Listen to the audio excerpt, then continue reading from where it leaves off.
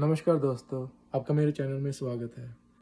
आज मैं आपको पूरी भागवत नहीं सुना रहा, मगर मैं भागवत के बारे में थोड़ी सी चर्चा करना चाहता हूँ। तो भागवत क्यों इतनी ज़रूरी है इस कलयुग में, इसके बारे में मैं आपको बताना चाहता हूँ। क्योंकि कलयुग में क्या होता है कि इंसान डिप्रेस्ड रहता है, क्योंकि दुनिया किधर भाग रही है, पैसे की तरफ। पैसा कमाना है, काम, फैमिली, सब कुछ इम्पोर्टेंट है, मैं मानता हूँ। मगर उससे क्या होता है कि हम शांति महसूस नहीं कर पाते। शांति क्यों नहीं महसूस कर पाते? हालांकि इंसान के पास सब कुछ होता है, फिर भी वो अशांत है।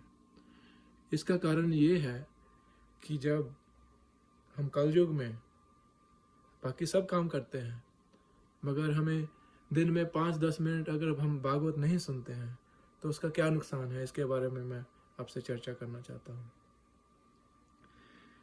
क्या होता है कि भागवत साक्षात भगवान है। और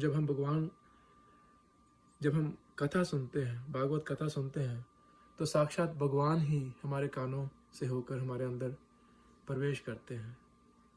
ऐसा कृष्ण भगवान ने स्वयं कहा कि मैं जब कलयुग का आरंभ होने वाला था और कृष्ण भगवान जब इस धरती से जाने लगे, तो उन्होंने कहा कि मैं कहीं जा नहीं रहा हूँ, मैं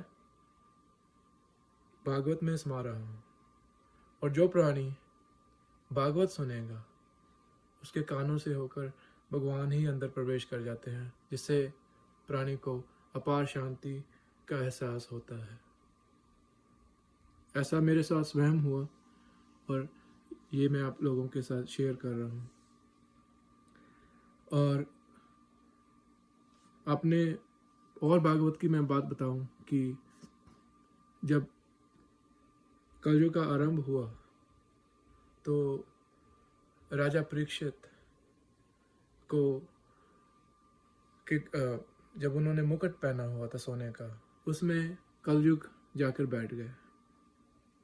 तो जिसके कारण उनकी बुद्धि भ्रष्ट हो गई।